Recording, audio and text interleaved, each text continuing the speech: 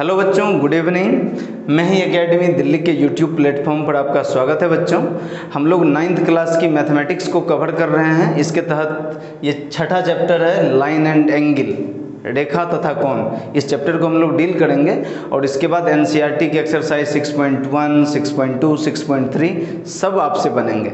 चाहे आप NCERT solve कीजिए, आर.एस. अग्रवाल कीजिए, आर.डी. शर्मा कीजिए, या कोई कंपटीशन की मैथ सॉल्व कीजिए, अरिहंत की बुक सॉल्व कीजिए, वो सब आपसे सॉल्व होंगे। ठीक है, तो आज का सेशन स्टार्ट करते हैं। आइए, लाइन एंड एंगल। इससे पहले कि हम 9th का सिलेबस शुरू करें, हम ये मानते हैं कि कुछ बेसिक्स जिन बच्चों को नहीं आता हो वो आ जाएगा, है ना।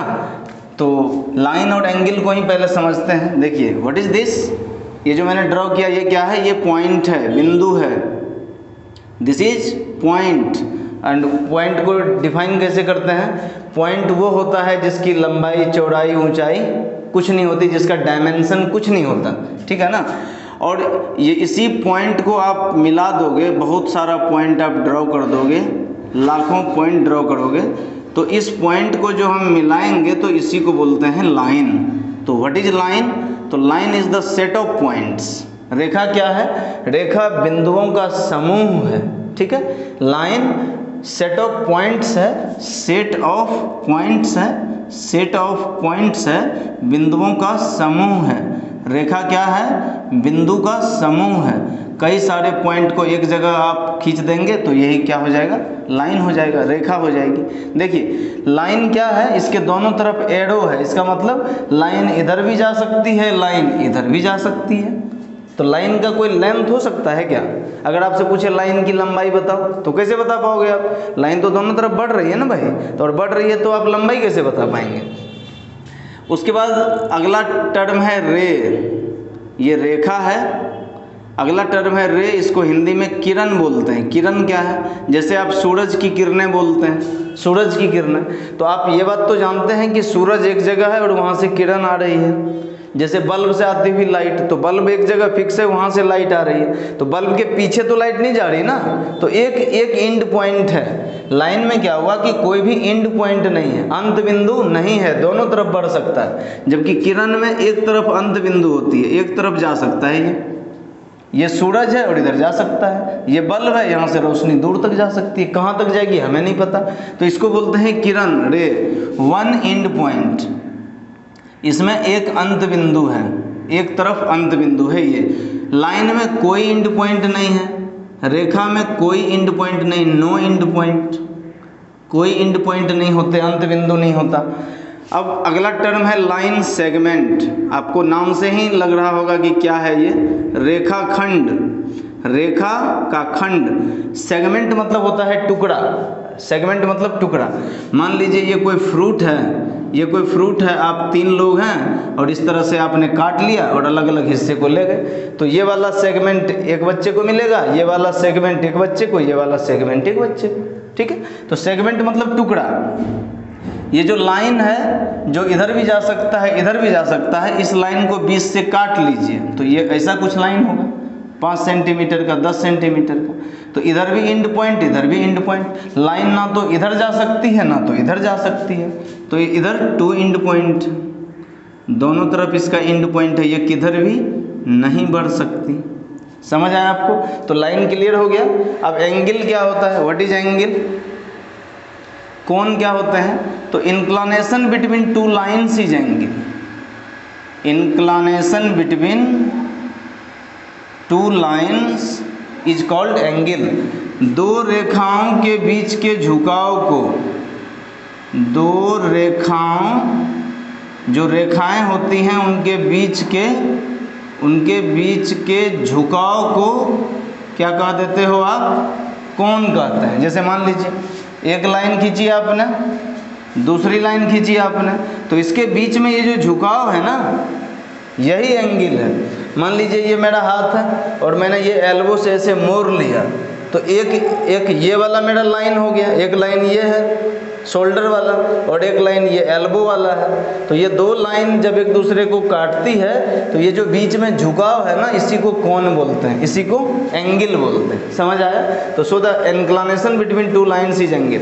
मान लीजिए इस लाइन का नाम था ए बी, इसका नाम था CD और इसने इन दोनों लाइन ने एक दूसरे को O पे काटा। तो बताइए इस कोण को आप कैसे लिखोगे? तो ये कोण किन दो लाइन से मिलके बना है? ये BO से बना है और OD से बना है। तो इसको कैसे लिखोगे आप? देखिए इन दोनों लाइन से मिल करके एंगल बना है, जिस बिंदु पे एंगल बनता है वो हमेशा बीच में रहता है। तो ये जो कोण लिखोगे आप, ये कोण कैसे बना? तो कैसे लिखोगे? एंगल इक्वल टू, ये एंगल कैसे बना?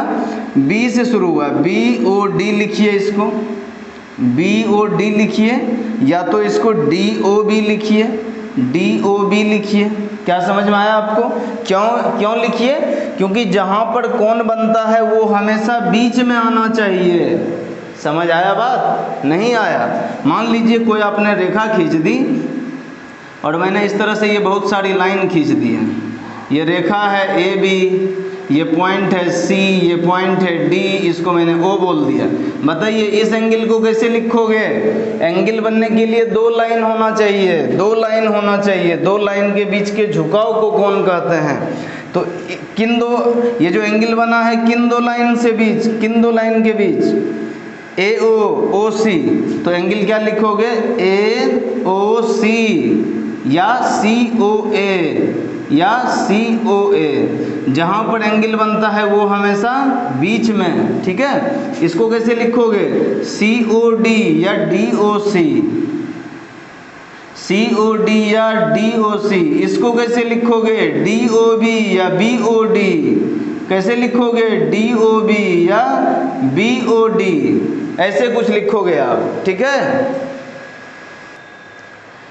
देखिए अब नेक्स्ट हम लोग 9th के सिलेबस पर आ जाते हैं। वो तो बेसिक था। तो व्हाट इज एक्जियम?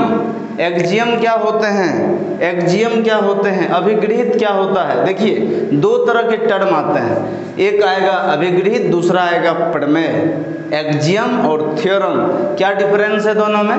तो एक्जियम या अभिगृहित को हमें साबित करने की ज़रूरत नहीं होती, उसको मान लीजिए जो कहा जा रहा है। इसको साबित करने की ज़रूरत, प्रूफ करने की ज़रूरत, साबित करने की ज़रूरत, साबित करने की ज़रूरत नहीं। No need to prove it. जो बोला जा रहा है उसको मान लीजिए। और थ्योरम क्या होते हैं? प्रमेय क्या होता है? जिसको हमें साबित करना होता है। जैसे the sum of all angles of triangle is 180 degree. त्रिभुज के तीनों कोणों का जोड़ 180 होता है। ये थ्योरम है, प्रमेय है, इसको प्रूफ करना होगा। लेकिन ये एक्जियम है, दो एक्जियम होते हैं, दो अभिगृहित होते हैं, इसको साबित करने की जरूरत नहीं होती। जो बताया जा रहा है उसको मान लीजिए अभी के लिए, ठीक है। पहला अभिगृहित है लीनियर पेयर्ड एक्जियम, रैखिक युग्म अभिगृहित। क्या है ये? और दूसरा है कोरेस्पॉन्डिंग एंगल एक्जियम, संगत कोण अभिगृहित। आइए देख लेते हैं। लीनियर पेयर्ड, लीनियर मतलब लाइन, पेयर्ड मतलब जोड़े में। तो किसी भी रेखा के ऊपर मान लीजिए कोई लाइन AB है, इसके ऊपर एक रेड खींच दिया आपने, एक किरण खींच दी। अभी बताया था ना मैंने आपको कि किरण क्या होते हैं? जिसका एक एंड पॉइंट है और एक तरफ वो कहीं भी जा सकती है।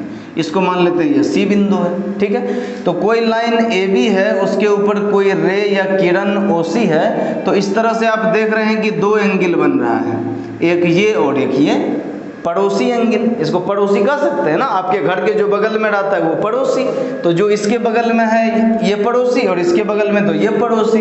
इस पड़ोसी अड़ोसी पड़ोसी एंगल को क्या बोलते हैं? Adjacent angle. क्या बोलते हैं? Adjacent angle. इसको एंगल 1 बोल दीजिए, इसको 2 बोल दीजिए।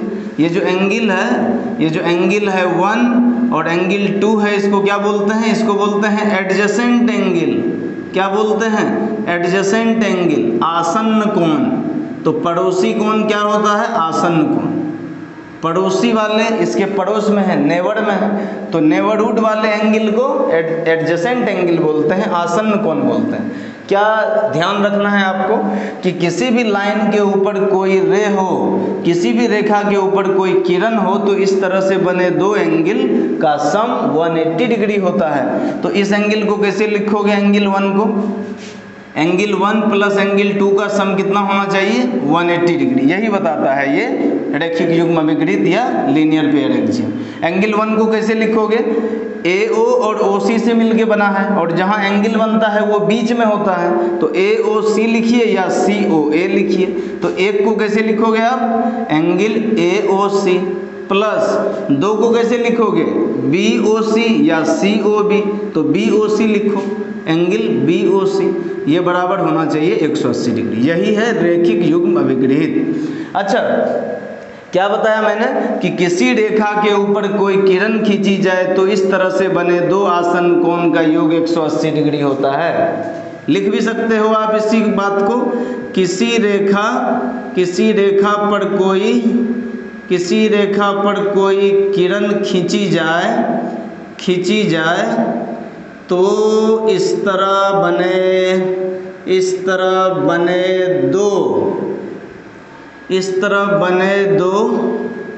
दो आसन कोण का योग 180 डिग्री होता है। 180 डिग्री होता है, किसी को कोई दिक्कत नहीं होना चाहिए, है ना।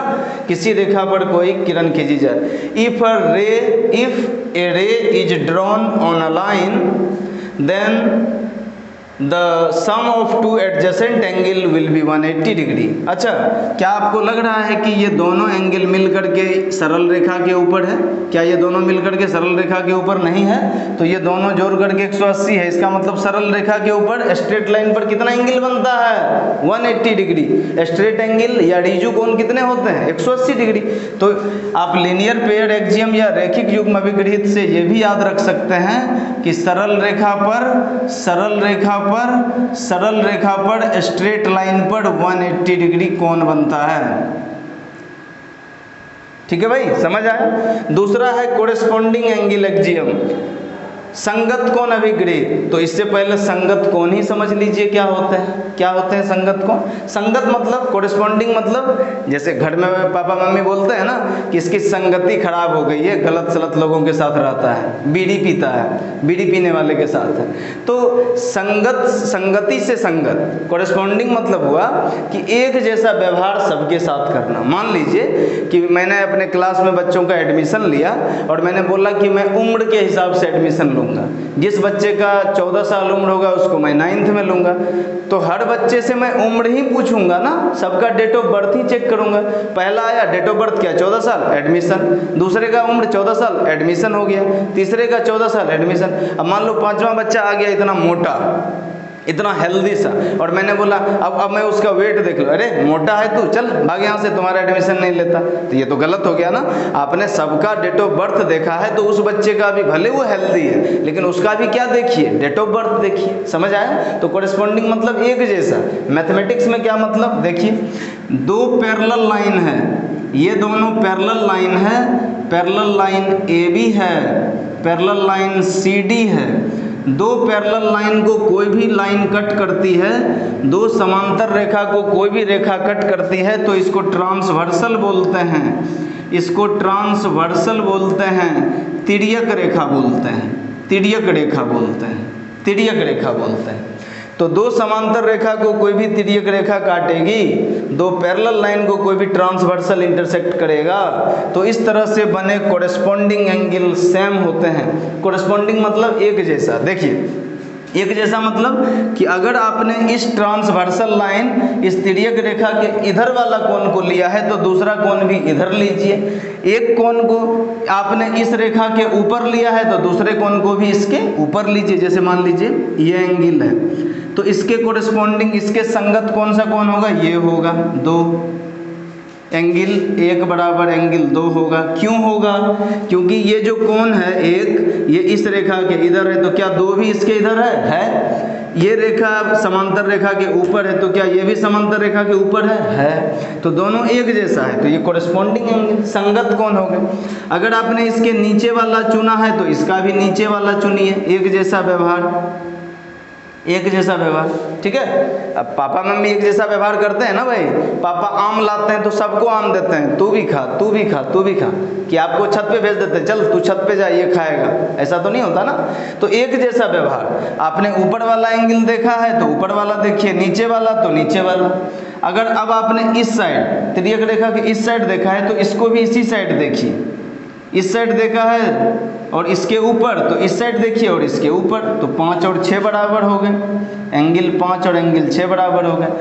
इसी तरह इसके नीचे देखिए तो इसको भी नीचे देखिए, तो 7 बराबर 8 हो गया, एंगल 7 बराबर एंगल 8 हो गया। अब बताइए एंगल इसको मान लीजिए मैंने x लिख दिया और इस बिंदु को मैंने y लिख दिया, तो अब इस एंगल एक को आप कैसे लिखोगे, एंगल BX, इसको L बोल दीजिए, BXL, समझ में आया ना आपको एंगल कैसे लिखते हैं, जहाँ पर बनता है उसको बीच में लिखते हैं। तो ये जो एंगल है ये सब क्या कहलाता है, संगत कोण। These all are corresponding angle, इसको क्या बोलते हैं, संगत कोण। तो संगत कोण समान होते हैं, समझ आया आपको। तो ये दो तरह का अभिगृहित है, दो तरह का एक्जियम है जो आपको याद रखना है, ठीक है बच्चों। तो लीनियर पेयर एक्जियम रेखिक युग्म अभिगृहित क्या था कि किसी भी सरल रेखा पर आप कोई भी किरण खींचते हैं तो इस तरह से बने दो आसन्न कोण का जोड़ कितना होता है, 180 डिग्री होता है। तो हम याद रखते हैं कि सरल रेखा पर स्ट्रेट लाइन पर 180 डिग्री होता है। दूसरा है कोरेस्पॉन्डिंग एंगल एक्जियम, संगत कोण अभिगृहित क्या है, दो समांतर रेखा को कोई भी तिर्यक रेखा काटती है तो इस तरह से संगत कोण समान होते हैं, दिख गया आपको, तो संगत कोण समान है। इसको नोट डाउन कर लीजिए और एक्सरसाइज 6.1 को बनाने की कोशिश कीजिए, खास करके क्वेश्चन नंबर 1 और 2, फिर हम आपको आगे डील करेंगे, ठीक है।